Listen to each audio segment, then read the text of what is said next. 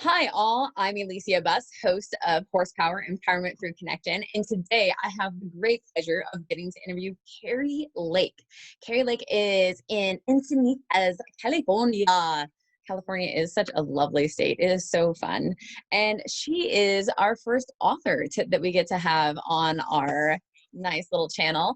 And she has the book Listening Like a Horse. I was going to say listening to horses, but it's listening like a horse, and spiritually gifted. I wanted to say guided because she seems like a spirit guide to me, but spiritually gifted, which she would have to be a guide. So there's that. And she is doing some really cool partnership work with Mustangs that I am really excited to get to have her talk to you about with George. George, what is his Brown ice. Brown Ice. I knew I was going to butcher that guy's last name. So I was like, yeah, she can say it for me. It's totally fine. So again, Kerri, thank you so much for your time today. Thank you so much. I'm excited for where our conversation goes as well, because there's so much that's relevant to everybody who's going to be listening here, from the personal, professional, and inspirational. So, where do we begin? Absolutely. Let's talk about your book to begin with. Like, what brought you to writing it? And yeah. So the title is Listen Like a Horse, Relationships Without Dominance. Which I love. And yeah, I never really, I always knew I would be writing things and using my words in the world, right? Right. But I didn't have a plan to write my novel or anything like that. I actually was snowed in a little cabin up in the mountains and about to just go Jack Torrance on everybody because I didn't why am I snowed in? And I asked, I'm like, what? Why? Right? Right. And it was just sit down and write. So I did. 2 weeks later, I had a book. And that's amazing. How long is it? 2 weeks. No, how long is the book? Like it looks like a decent length, but yeah, it's like 23 chapters, 24 chapters, and about 170 pages. Nice. And that's like the perfect length. Yeah, and it's really sweet. It's an easy read. It's not difficult to read, but it touches on so much. There's just many dimensions of depth depending on who you are as you read it. Yes. And I knew it's really just sharing story, sharing experience. And like, I was hired to fix this difficult horse, and it doesn't work to use the same techniques that created the behaviors to try to fix the behaviors. Sure. And, people just don't realize that they're bringing the fight to the horse, and the horse is like, oh, well, I can fight you if that's really what you want. Right. And so I had to show up as a different perspective. I had to show him a human who feels very different than the other humans that he's known before. So the book just walks through the thoughts, the communications, the concepts, the perceptions. And what's really beautiful is there's actually a lot of parents who read it and they write back to me saying, okay, I just finished this chapter. Something happened in my family and I applied what I learned, and oh my God, it works. Right. That's really cool. So, yeah, it's really feel very blessed to have that to share. And then the second book, Spiritually Gifted, is autobiographical. It's 20 basically psyche forming experiences that I had as a child or growing. The spirits are calling right now. Did you hear them? Did you hear the ding? Like they're just like, yo, well, thanks for the acknowledgement. That actually was my mother texting me. So yeah, that's how it works, everybody. It's real. But it's, things like the dog is not talking to you, Kerri, which is what I was told. Like, but Kerri, tell the truth. The dog is not talking to you. How can I tell the truth when I'm not allowed to tell you that the dog is talking to me, And I think a lot of us go through all of that. The feedback I've gotten is that the book, it's emotionally can be challenging for people because it just goes right there and says, here's what it was like. Yeah. With insight from current day.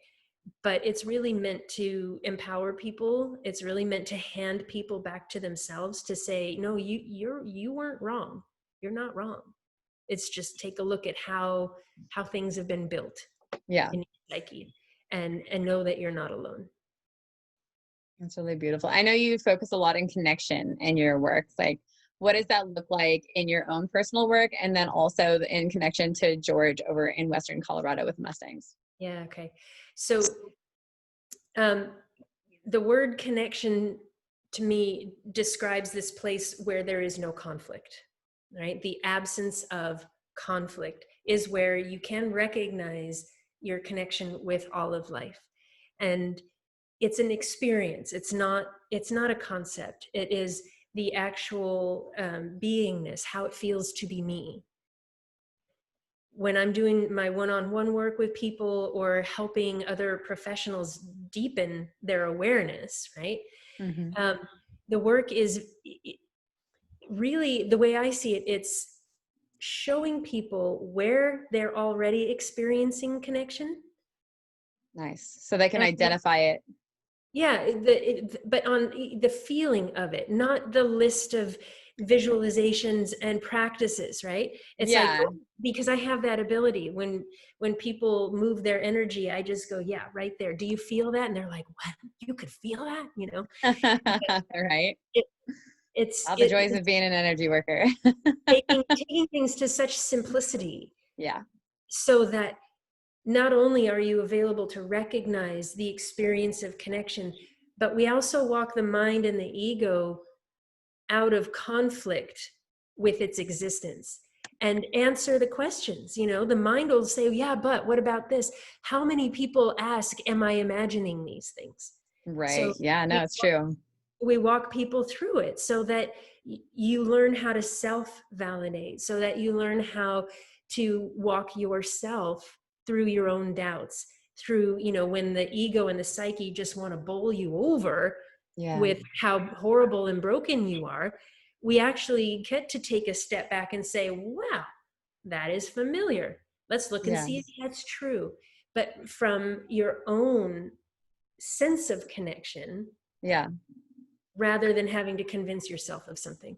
And it was the innateness of my connection in consciousness with horses that kept me, you know, that was my North Star as a And kid. integrity. Yeah, exactly. Yes. And yeah, that kept me aware of what integrity feels like, because, you know, I spent lots of time out of integrity with myself, you know, bouncing off of electric fences in life. Right. And then having to remember to let go of the hot wire. And so yeah, it really is handing people back to themselves in whatever way works uniquely for them, right? And a lot of people use modalities and systems and practices, and that's great, but you are not a modality, a system, or a practice. You are the presence connected with all of life. So it's, you know, we can work from that mental approach, or we can work from the purity and the innocence. Yeah. And I just love the kindergarten approach of purity and innocence, and like, okay, here's how it feels, go, you Yeah. know? So that's the heart of when I'm working with somebody, that's really where it's coming from.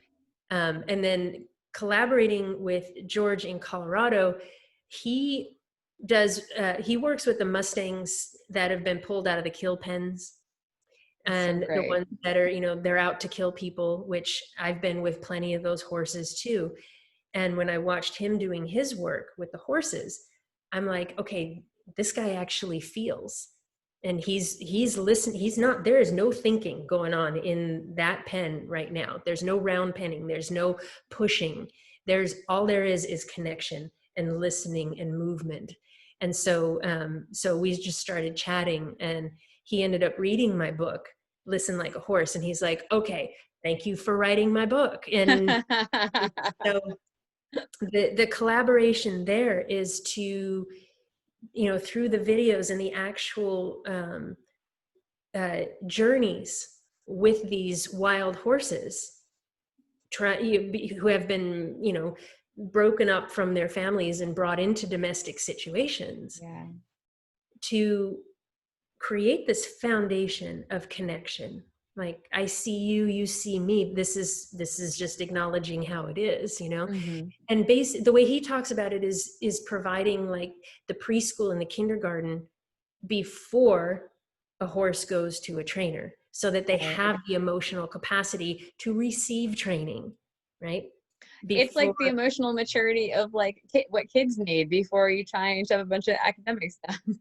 Exactly, but appropriate for ponies that then Right, we can, exactly. look at. Developmentally appropriate for ponies versus developmentally appropriate for children.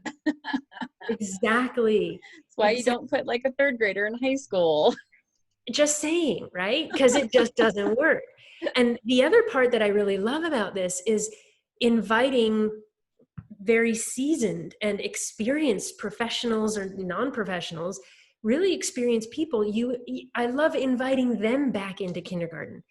And it's almost like a retrofit, for the part of their own psyche that they learned to survive rather than integrate.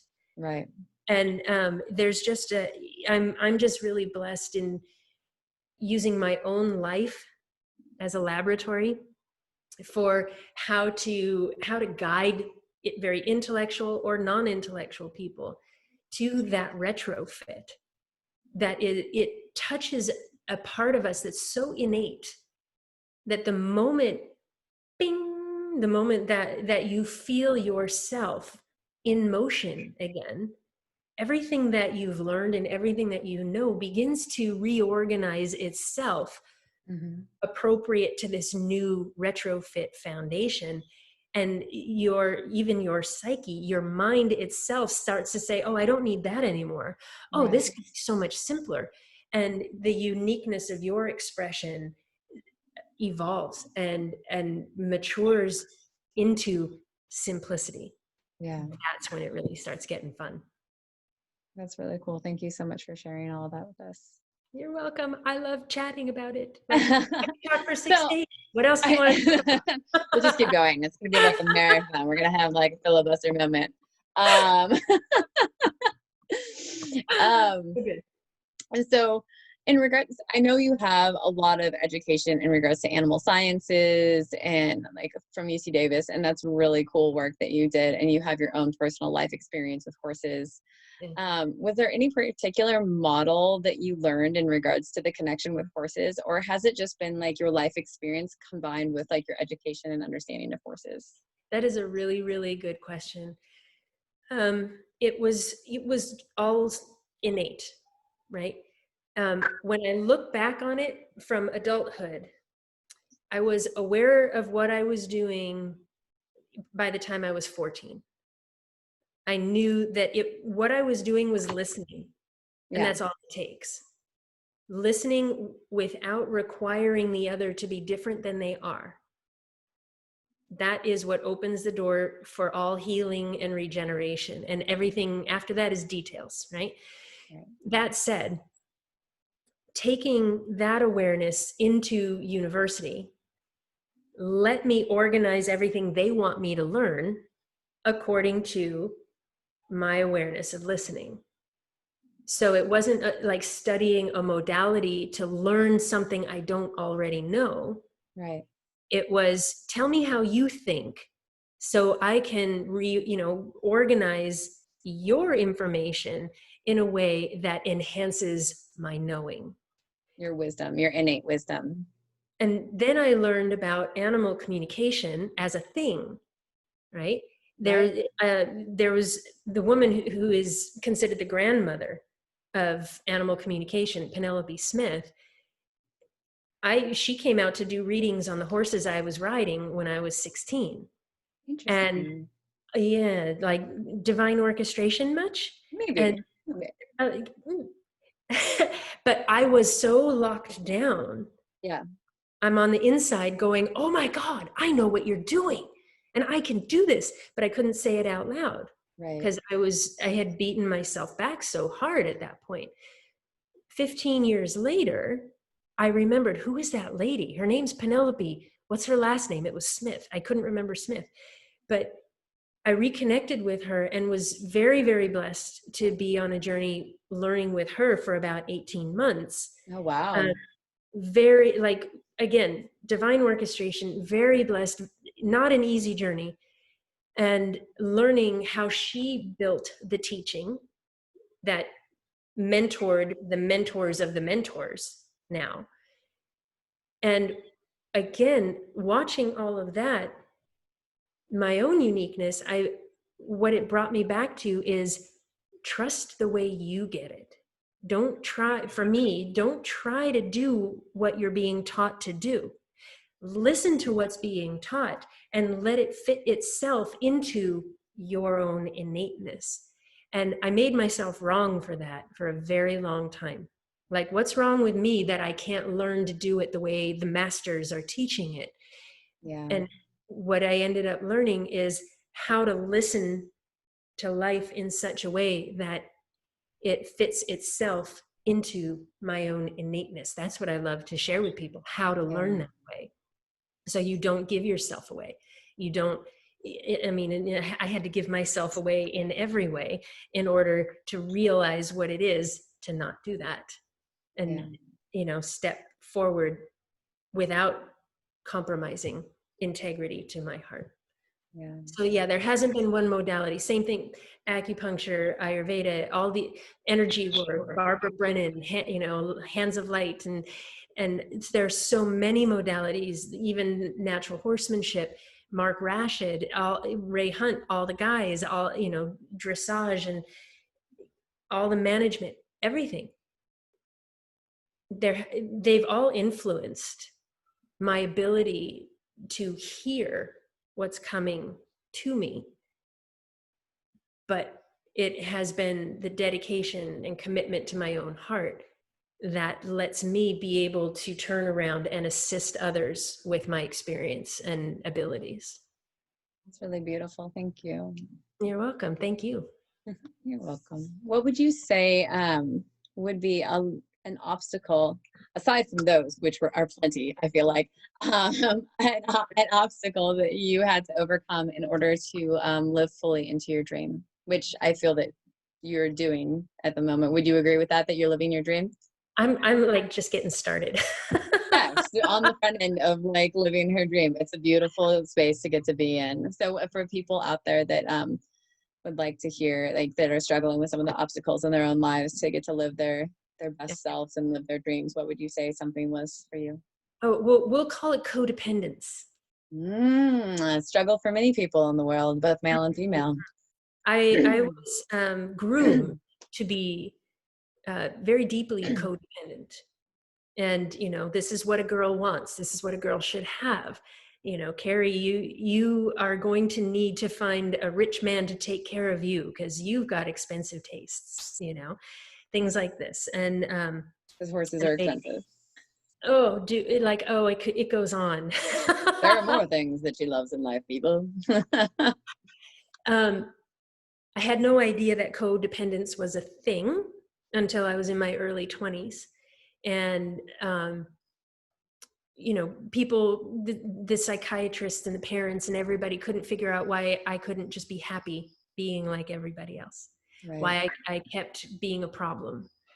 And then I met a woman who introduced this idea of codependence through Al-Anon. Actually, she was part of Al-Anon, and it was very scary. Can you tell people what Al-Anon is for people out there that don't know what it is? Just like a real brief description. Yeah. People are familiar with Alcoholics Anonymous, right? Al-Anon is, I don't know if it stands for something different, but Al-Anon is support for people who live with alcoholic people, right? And we can basically also say that most of them are codependent, right? And because we don't know who we are unless we are attached to somebody else's patterns, right? Interesting. Our patterns are dependent on someone else's patterns. Because you have to adapt, because you never know what you're coming home to, right? You never know. Yes, exactly. And that becomes your drug, is surviving what you can't predict. And so you end up seeking out unpredictable traumas because Partners. you know how to survive them, right? Now, mastered that one. Right? Yeah, attachment theory, stuff at its best. Yeah, exactly. So like you and I were talking before our chat today, Fantastic the hardest conversation. day of my life was the day that my horse Navarre went to a different home. Yeah. And like, who am I without a horse in my life? I had no idea, but the horses just kept kicking me out. Things would not work. And, you know, horses were everything. They helped shape my world. And then comes the day where, you know, he was a horse that was a stallion, isolated from other horses, didn't know himself with horses, but knew how to be with people. And here's a human. I didn't want much to do with humans because they were all a bit insane to me, and nobody would communicate honestly. And I couldn't figure out what was wrong with me, that they couldn't be honest with me. Right. And so I went to horses. So here comes the day where, you know, he needed to go be with his species. I needed to go be with my species. That was the hardest day of my life. Like the whole universe saying, who am I without horses?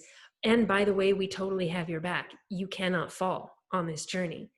And it takes what it takes to know the experience that it is absolutely true. You cannot fall once you commit to knowing yourself. It's just everybody has their own journey to discover that relationship between their heart, their mind, and their higher levels, i.e. the universe. Sorry, I was just distracted. Somebody was opening the door to Oh, that's all right. That's all right. So yeah, that little nieces and nephews running around, folks. the codependence and not, I mean, I dove back into the patterns innumerable times, but with awareness of, okay, there it is again, there it is again, there it is again, there it is again. It's just part of the journey, you know, of being aware. Yeah. But that's been a doozy. Yeah. Yeah. Thank you so much for sharing all of that with you. Do you feel that, so you're able to recognize things that come up? Would you say that you're still dealing with codependence, or do you feel like you've come to a more like secure space within yourself? So much more secure, so much more centered. There are still things in my life, or I'll meet certain people that pluck those old familiar strings. But see, the thing is I feel those strings now. I'm not afraid to feel.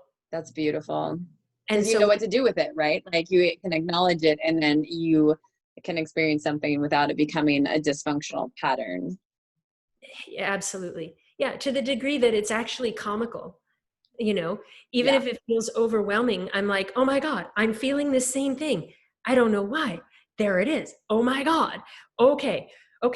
And sometimes all I can do is just sit there and acknowledge, oh, that string was plucked. Yeah. Sometimes I don't know what to do about it. I know I can do things. Yeah. You know, I know I have tools, but it's not always obvious which tools to use. So all I do in those times is come right back to my heart. That's beautiful. Yeah. And just go, all right, well, I know I can't fall. I know I'm heading in this direction. So that's all I'm going to do is know that right now. And then I go eat cookies and croissants and drink coffee. And, you know, seems like, you know, good solution sometimes, you know, like, especially depending on the cookie. I mean, like, what kind of cookies are we talking about right now? Are they sugar cookies? Are they chocolate chip cookies? Peanut butter cookies? Any cookie? Peanut butter cookies? Peanut butter cookies. Thick, soft chocolate chip cookies. And then if you can't find those, you just head to the French bakery and get fresh croissants. And honestly, I think fresh croissants are what makes the world go round. Now, are we talking like regular croissants or like almond croissants or chocolate croissants? Because I mean, personally, like the almond croissants are my favorite with the marzipan in them. And you need to come to Encinitas and go to Isabel's French bakery. I need a road trip. I'll be there in like 12 hours. No, wait. I left my sports car at the dealership. Dang it. Maybe next time. Yeah, tomorrow. I'll be like, I just have to borrow this for a minute. Just super fast. I mean, I used to race cars when I was a kid. So like, it'll just be like going backwards in my childhood, and it'll be super fun. And I did actually eat 2 peanut butter cookies that I made myself before the interview today. Um, Amazing. I know. It was like I somehow knew that you loved peanut butter cookies. So 2 days ago, I made them just so that we could have this conversation. I love it. I love it. We're like this. You and me were like this. I know. It was meant to be. I'm so glad I finally found you, Kerri. Like, I don't know why it took us so long, but I'm really grateful we're here now together. Just saying. It's just It's gonna be true. a beautiful relationship. It's like all this collaboration. We're gonna help make the world a better place. Like, fantastic. I'll get to go Exactly. back to Colorado. I love it there. Yeah. I'm excited about that. To me, it really has re-enlivened that little kid part of me to see other people that, like, you're not just talking about connection, you're being it. Yeah. And it's like, oh, I knew it. I knew it. And I know a lot of us feel alone. Like we feel like in our lives, how come I'm the only one in my family? How come I don't have friends around me who feel like I do? So many of us go through that. And Yeah. there are really, truly deliberate reasons for that. One is because we have been rare, Yeah. those of us willing to be aware of our awareness, we've been few and far between. That's one reason.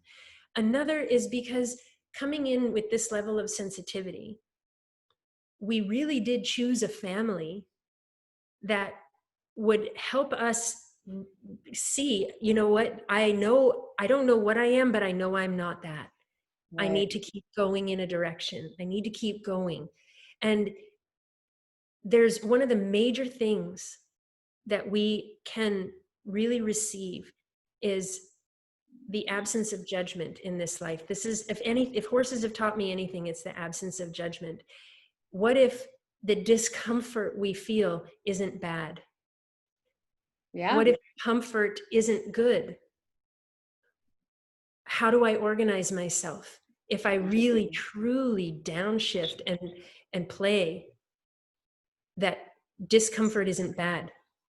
And I don't have to make it anything else. I don't have to reframe it. I don't have to redefine it. I just have to play for a moment of, what if it's not bad? What if it just is what it is? Who am I now? Right? Oh, absolutely. It's about assigning value, like, because comfort and discomfort can actually be neutral experiences. They're just an experience. It's how our body reacts to something in our minds, and we get to decide. Because just because something could be uncomfortable doesn't mean that we have to assign a negative value to it. Be like, oh, like, that puts me in a different space, in a different range, and I have to stretch and I have to change. And it's this beautiful opportunity to grow and just dive in deeper into our power sometimes of like what we're able to control, because really just like how we experience life that we get to control, right? Yeah, absolutely. And especially like for those of us who are so empathic, so sensitive, Yeah. we tend to feel the discomfort of the world and have this default to try to escape it somehow, Yeah. or control it. Hmm. What if instead we reorganize ourselves so the first response is come to the heart, Yeah. and come into oneself, or at least bring oneself forward, or at least acknowledge that whatever I'm experiencing is something other than me. So now I'm just going to invoke the real me to come forward and watch how things change, Yeah. rather than trying to escape or change or control from the mental level of a decision that this should be different than it is. Yeah. And it's Escapism is such a big thing these days. escaping. Escapism is a really big problem. Yes, I might have mastered it. And then realized, now what? I think a lot of people are experiencing that right now with the pandemic, is that they are coming to an interesting realization of how much they actually tried to escape from their lives. And now they're at home and their coping mechanisms have been taken from them by Yeah, having to be inside. yeah. And they're just like, oh, and like when your horse left you, they're like, oh, like, who am I now without these different activities that I used to engage with, whether it was work, or whether it was going out, or, you know, like however they framed things. It's just a really interesting time for human beings. And it's like a really steep gradient for people. Like, it's just like, oh, like now I have to climb this giant mountain, right? To face the things that I need to inside of myself. And other people are just like, no, I'm just going to watch Netflix for like 16 hours because that's all I have left. Or like some people, I guess they can still like drink at home and smoke weed, but because those are different forms of escapism. It's interesting to be certain. Mm-hmm. Yeah, it's a beautiful time. I mean, chaos is amazing. Like, let's just live in the chaos. I saw a quote from Daryl Anka that channels Bashar, and it was just this one line of the chaos is where you want to be, or something like that. You know, when you no longer have conflict with the existence of chaos, that's when you're actually free. Right? When you continue to hold on to the opinion, i.e. the judgment that chaos is bad and it should be different than it is, that's, you've just enslaved yourself to proving Right. your point, right? But if you go, all right, this is chaos. I'm going to give Yeah. it permission to exist. Just take And a deep breath and move through it. not justify it, you know, and that's Yeah. the difference between working it from the mental approach, like, you know, to justify and reframe and decide and all that stuff. And that's great. It's powerful tools. Mm-hmm. But then over here, there's the other approach, which is actually, you know, investigating and finger painting with isness. Like, okay, this is what it is. This You're is how painting with it feels. business. Yeah. And just go, okay, who am I if this is what it is? And Yeah. then you don't even have to answer your own question. You ask the question, then you go eat cookies and everything unfolds. I love how we were talking before, and you brought up this phrase of how integrity is being in alignment with oneself and the lack of conflict. Yeah, the absence of The conflict. absence of conflict is integrity. So, and that's how we go. If you're feeling conflicted about something that you're going to be doing, or feeling conflict with another person, then it's because like you're out integrity with yourself or out integrity with another person. Yeah.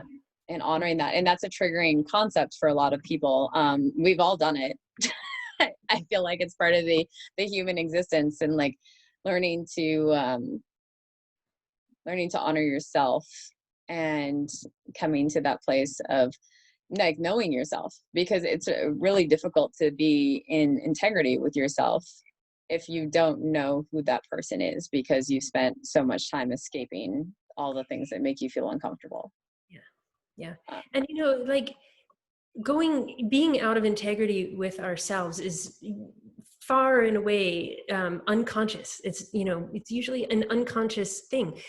Consciously, we think we're doing the right thing or a good thing because we've decided and justified our decision that Sure. this is good. Oh my gosh, I was like the queen of justification. Oh my gosh. Yeah. It's my younger years. I mean, we all still have our moments, to be certain. I mean, I just said I had peanut butter cookies. Like, do you think that's in alignment with me like wanting to like lose weight? No, it totally isn't. But dang, they were good. There's protein in there, justification. But it's just like, what's your level of out integrity that you want to deal with? I mean, like, there's little things that aren't that big of a deal, but then there you have like your morals and your values. Like, you have to like figure out what your personal ethics are, and every person's is going to look just slightly different, I think, and your own personal story and all of those different things. So it's important to not judge other people, because you have no idea what that person's storyline is. Even if you've been like the best of friends with somebody, like the likelihood that you know every piece of that person's life is pretty small, you Yeah. know, because you weren't there. And even if you were there, that person still has their inner experience of what they had with the outer world. And it's yeah, grace and patience. I'm always trying to talk to people about that. Be like, it's okay as long as you keep trying to evolve and like honoring the process. Then that's what really matters. Like, we're all gonna fail sometimes, but the only true failure is when you stop. Like, if Yeah. you just give up. And I'm not talking like for a minute because you're tired, you want to go to bed. I'm talking like really, you're just like, no, I'm just going to stay here complacent with life, and I'm not going to do anything about it. Well, and here's the thing is I can't even call that a failure either, because you're still loved. The universe is still right there Mm-hmm. waiting. And the moment you say, okay, I'm ready to go again, boom, you're going to have resources show up. You're going to have people show up. You're going to have inspiration show up. So Yeah. if you need to take 5 for 50 years and just, put your flag in the ground and say, that's it, this is who I am, I've decided, you're still loved. Yeah. I mean, you're not There's wrong. no, right? I mean, this is the absence of judgment that, okay, this is what you're up to. Now, it might not be actually serving you on your journey. It might be going totally against yourself, but you're not wrong. You're not broken. You're not a victim of the world around you. This is just what's going on right now. And the moment you come to a place where you are willing to consider something else, boom, all the love starts to pour in again in whatever way you're accessible, right? No, that's great. And I appreciate you calling me out on that. Because it's always good to remember that, people have their own journeys. And just because I think my own personal, because I get to still work on myself because it's an evolution. I sometimes struggle with people in my own personal storyline, that have that feeling like um, they don't need to change, or that they can't change, and seeing how that can have the ripple effect of negative experiences for other people, and like not even just of like about how it negatively affects me, but how it would negatively affect other people and then themselves. And it's difficult to watch a person that is in that space. You asked, challenges, are there things that have been really challenging for me? That's actually one of the biggest challenges for me too, is when I see somebody that has decided this is who I am, yet I can feel that their body is trying to get their attention, their heart's trying to get their attention, and they're not paying attention. It's still, call it the rescue paradigm, right? How many people get involved in rescue because they see something that could be better and then they decide they're going to go make a change. I still watch myself do that, and I still stub my toes, and I've become very adept at making it look good and making it, be, this is your choice, but here, let me tell you which choice to make. That's funny. I just, I call myself out on it. And then again, it's about the friendship that I have, so that I am not judging myself. And I just go, okay, let's just turn the page on that and reorient again, and not, Yeah, and let's hand them back to themselves so we can walk side by side, right. rather than me, Give them carrying their somebody else autonomy. Let them for figure my it out. own sense of self-worth.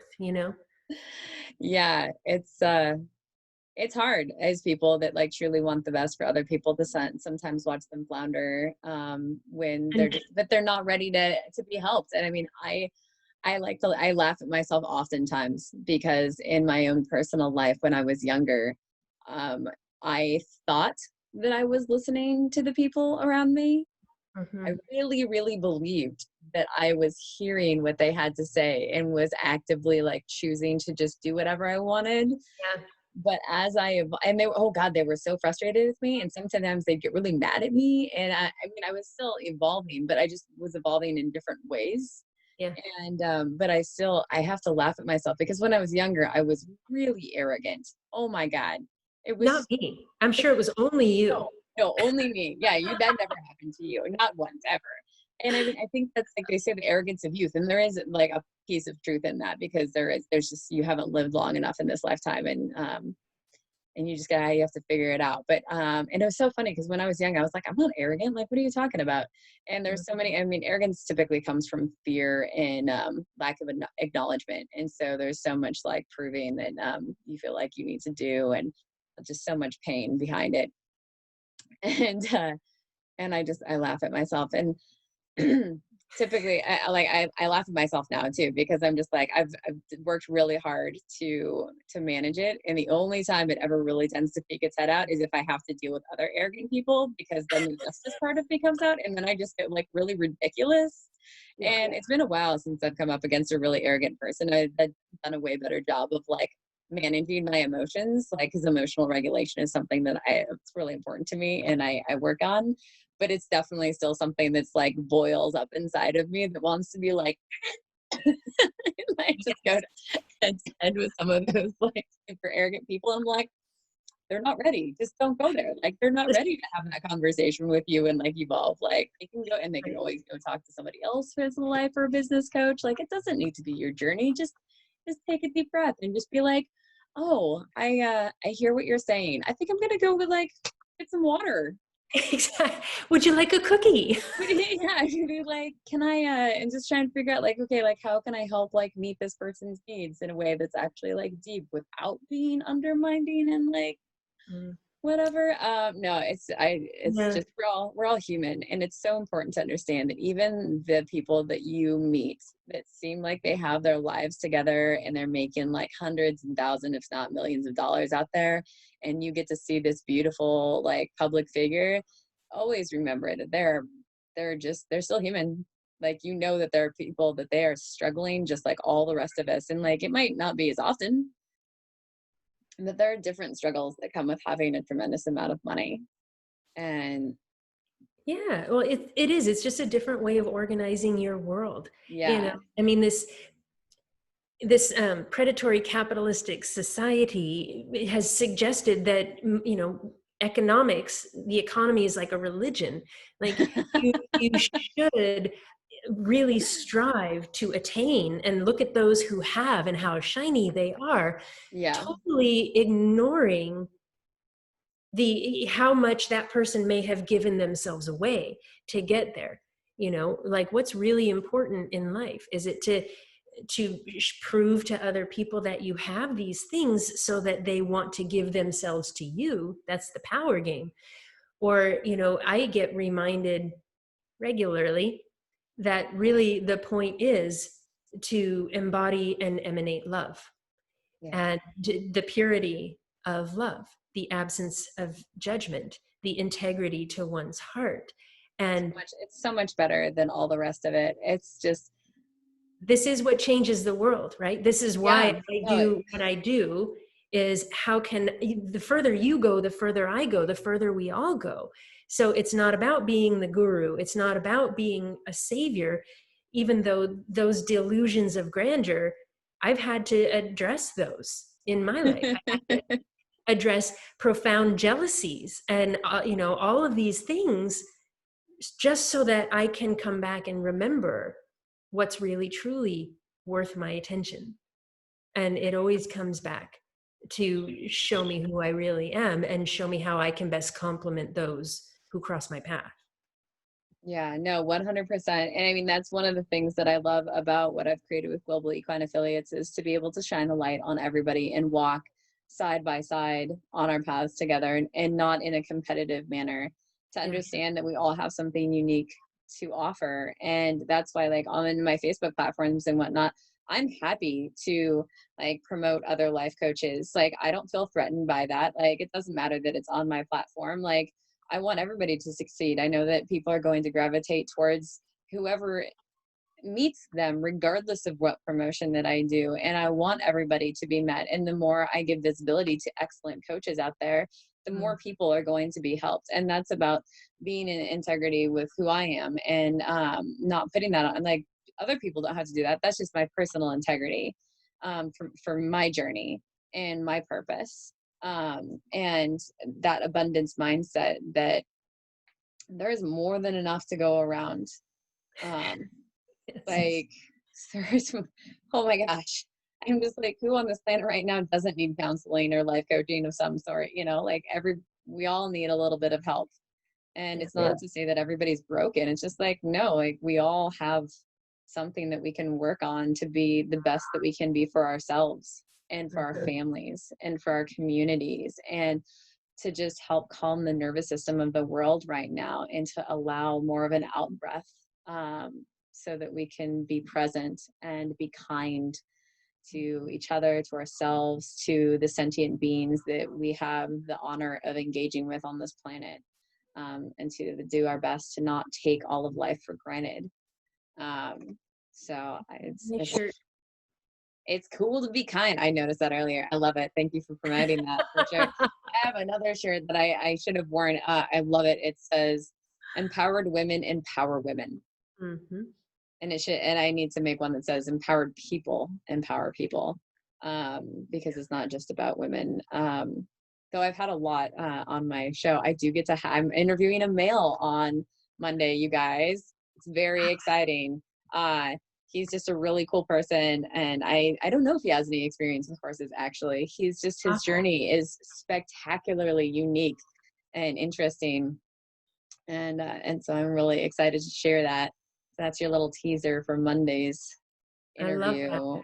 But yeah, I have a few men actually on the docket coming up here in the next few weeks from Wonderful. different areas, and I'm so excited to see how there are a lot more men's groups coming forth, because I think it's so incredibly important for men to get to have a safe container to explore their emotions and feel seen and heard, and work through like the different masculine and feminine energies, which all of us have as men and as women, that should be in balance, because there can be toxic masculinity and toxic femininity, as well as the wounded masculine and the wounded feminine, and how it's so important for us to come into balance with those two energies and have it's so beautiful. I'm just on the front end of getting to learn more about the feminine energy, because actually most of my life has been driven by the masculine energy, because of my own interesting storyline. We'll get more into that on a different interview that I have with another person, who specializes in those sorts of things. But it's all just so fascinating, all the different archetypes, and I'm like addicted to the journey. Like, I just want to share it with other people for their own journey, because it's all the things that you get to discover and unravel about yourself, like honoring yourself in the moment, because it's important to be present and be grateful for the gifts that we've been given, and that everything that you've learned in your life, positive or negative, negative or positive, However is you great. choose to decide. Yeah, Yeah. however you'd like to frame that, is what makes us the person that we have today. And the people that we are today have these beautiful gifts, right, that have evolved and that we get to give to ourselves and to our communities. And if you invalidate yourself regularly, then you're cheating yourself and your community from these beautiful gifts that you have to offer the world. And that's just really unfortunate. Um, People should get to live in freedom, Yeah. internally and Well, externally. and this is where we're headed anyway, like everybody at their own pace, everybody in their own time. Yeah, And it, preferably not harming themselves or other people. well, that happens too. Yeah, But I mean, hopefully what we start to discover is that harm is actually a very inefficient approach to life, because it just keeps slowing things down and creating more harm to overcome. But if instead we just reorganize and say, okay, if this love thing is a thing, I'll have that, show me, you right, know and and having access to so many different people, so many different systems and modalities, and all the different structures, the masculine, feminine, and astrological structures, even using Western medicine and Western teachings. Like me going to college, going to UC Davis, I learned a lot about how to think about things. right. I let the thinking inform my heart rather than giving my heart away to the thinking. And I think one of the greatest ways we can support each other is to share tools that make being sensitive, for males and females, make it just a part of life rather than something to be examined. And that's why I love you're going to be talking to more males. And I've had a few men on my podcast interviews too, Nice. because it's about saying, yeah, I have sensitivity, which makes me accessible to share Right. more. rather than a stigma of strength or weakness, you know. Right. This is why I love why you share so many different people, because all these different approaches are going to pluck a certain string here and a certain string there, maybe not to get people to give their life away to a modality, but to let that modality serve you so that you can continue to learn and continue to grow. And Yeah. there's, like you said, there's so many gifted people who can Oh my share. gosh. It's amazing how many people are out there making a difference in the world. I know that some people get really frustrated and downtrodden and just feel like there isn't enough good that's happening in the world right now with everything that's going on. But folks, wow, there are so many people doing so much, just amazing things, profound and beautiful and deep. Just there's good out there. You just have to look for it sometimes. Or just be willing to let it find you. Yeah, that too. I think that's a really excellent point, to be willing to let it find you, because you just have that openness. And I like to do this fun sort of experiment. So in January, I was really frustrated. I've always felt very like different from everybody else, like this outlier. And because I am, and that's one of the beautiful, unique things about me. And it took me a very long time to be okay with that experience. And I live in this small little town of Olympia. I mean, it's not as small. It's like Eaton, New Hampshire, where I used to live, or like the 90-person towns I drove through in Minnesota. I decided to start going on Facebook and just following the suggested friends list. And I found a lot of really amazing people that were life coaches. And then the more people you pick, like, yay, Facebook algorithms, the more they link you into with your connections. So all of a sudden I started finding people that are life coaches and different stunt writers for the equine world, and just getting connected, more and more connected to this amazing circle of people. And I was able to find more of my tribe. And now my tribe of people that I can engage with really deep conversations is literally all over the world. Australia to India to England to Germany to Bali, and like all over the place. And it's just so incredible. So if you're willing to just think of outside the box a little bit to find the type of people that you want to engage with, I mean, like, you can look things up online and then just like cold call people that do engage in different activities and expand your group. If you feel like you're really different from somebody else. And it's just in the last 7 months, I've been able to manifest this really incredible group of people, when in January I felt so completely alone. And one day I just woke up and I was just like, I'm really sick and tired of bitching about what I don't have. And I was just like, and I'm the only person that's in control of that, so I'm going to change it. And I did. And now here we are getting to interview people from all over the world. And I don't know how that would have worked out if I hadn't gotten to be connecting with, like, already in the mindset of like, yeah, like, let's just connect with people, let's reach out. And I have this beautiful policy that you should always ask, because the worst that's ever going to happen is they're going to say no. And that's fine. And just gracefully accept the answer of no. Yeah, exactly. And say, okay. And just just say, cool, thank you for your time, I hope you have a great day. And and from a genuine place, because that person just took the time to answer your question and they didn't jerk you around. They just said no. And that is so much better than the runaround of people that just are being passive aggressive, like many people in the Pacific Northwest. It happens to be one of my personal buttons that I get to continue to work on, of my general frustrations with that behavior. Yeah. It's a stinger. It can be a real stinger. Yeah. And so I have so much gratitude and respect for people that are kind, but have good boundaries, and they're transparent about their bandwidth, what they're willing to and able to offer. They don't have to be rude about it. It's just really matter of fact. And it's such a great gift to engage with people that are transparent, because there's no guesswork. And it's so much more efficient with your time. And the anxiety comes right down, doesn't it? It comes down so far. That's one of my best friends. She has anxiety, and and she's an introvert, and I'm more of I'm an ambivert that probably leans a little bit more to the extroverted side.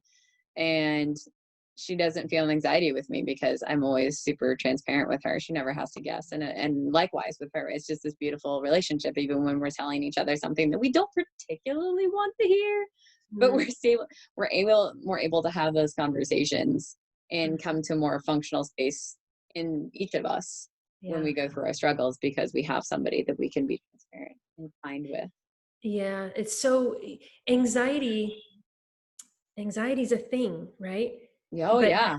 when you re, reorganize and like just try on the reality that other people, their world, what they're putting out, their emotions, their expression, it actually does have nothing to do with me. Like they knew how to be angry before they met me. They knew how to be passive aggressive before they met me, right? And The world doesn't revolve around you. That's so weird. that's insane. I know it's insane. None I don't, of people's lives didn't start the moment they first talked to you. right? I don't understand. I thought they were all just kind of floating around. Right? But like when your relationship is with yourself and you can hand people back to themselves, the anxiety comes right down. And it just, it takes whatever it takes for the untanglement to happen, so that our mind, which is an aspect of us but not who we are, the mind is so accustomed to being hijacked by this collective egoic structure that all of humanity shares, that has a suggestion that things should be different than they are. That's the simplest way I've learned to describe the egoic structure, right? Instead of the mind being hijacked and distracted squirrel by What? what I don't want and what I hate and what I think should be different. And instead it learns the experience of organizing for what the heart would suggest, the simplicity of the heart. Anxiety comes right down because it becomes very evident how much has nothing to do with me. Even if I can feel the frequencies of emotion, Yeah. I can still recognize, okay, what's really going on here? Where's my heart? How much can I bring my own heart outward and expand into this? And when I'm expanding outward into things, into life, into the exponential world, there's no absorption Yeah. anymore. And it's a skill, but it's also natural. It's how we're actually designed to function. And anxiety just becomes entertaining at that point. And then you address it very differently Yeah. once you have yourself organized. Yeah. Somebody told me something one time that I thought was really interesting. So the energy with anxiety is the same thing as the energy that goes with excitement. It's just on the other side of the spectrum. Mm.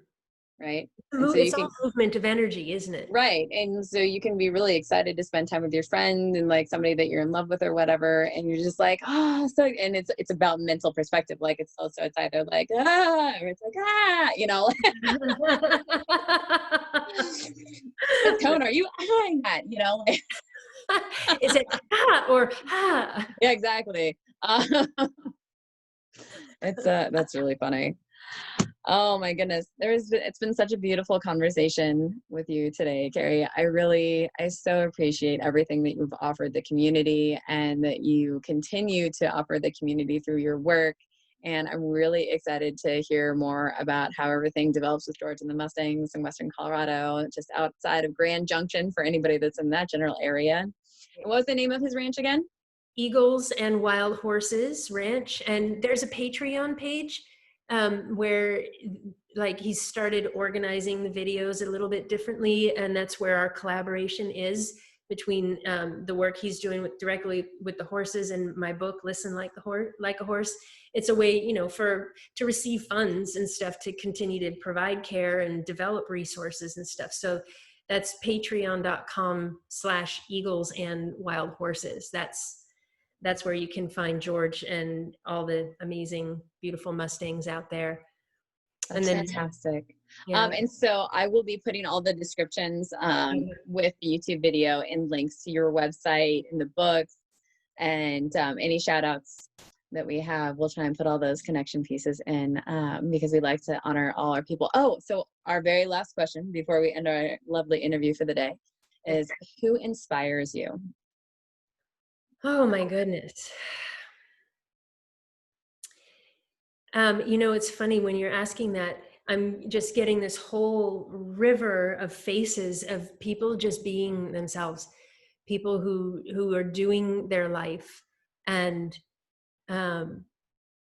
just people who may never have this conversation. Like literally when I walk through I love walking through towns and watching people be who they are, and just engaging with people who are willing to smile back at me when I smile at them. That's beautiful. Yeah. And that's really the truth. I mean, yeah, people who have accomplished things and this and that, and that's all wonderful because it takes a lot, no matter what, but the person with the courage to laugh and still show up, when things are difficult, there's learning there. There's more of me in that. Yeah. And I want to be next to that. That's what I love to be around. That's beautiful. Mm. I love it.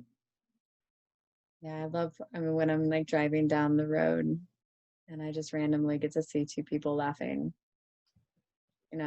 just totally present with one another and just laughing. Yeah, and they're the only ones that exist like that. In that moment, it's just so beautiful. Yeah, because it's there for all to feel. Like another quote is, it was Thich Nhat Hanh, true love is not about one single person. True love is the state of being that shares love with all of life. And then you may come upon another for whom you amplify that in one another. Yeah. And then you share it and do life side by side that way. But true love isn't what Hollywood said, is there's a hook, now you're mine, and now you must perform, right? Yeah.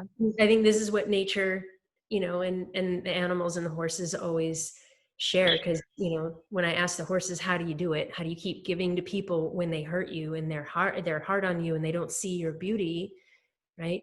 Their response was, there's no judgment for who those people are, and this is me in their environment. I'll express myself freely, or if it's harsh, I shut myself down, but this is me. I'm not judging them. I'll keep being me, which is to give. And humans are different than that, because we have this decision maker to get to know and to organize, hopefully in a way that brings our heart forward. But the experience of the absence of judgment is love. Yeah. I love that. And get to talking about love. I think that's a beautiful point to end this afternoon. And thank you again so much for your time, my friend. Oh my God, thank you for the opportunity. It's been so much fun to share and just go wherever we go with it. Thank you for your ability and everything you share. Thank you. You're very welcome. It's really an honor to get to engage with so many people on this platform and get to share it with my viewers, and just hopefully have people feel inspired and not so alone, and to know that there is more out there where they can receive support in different fashions, in different states, in different countries. I'm just grateful to get to be here. So thank you again for your time. I hope everyone has a great day. And we'll see you. Eat the cookies. Always eat the cookies. Eat the cookies.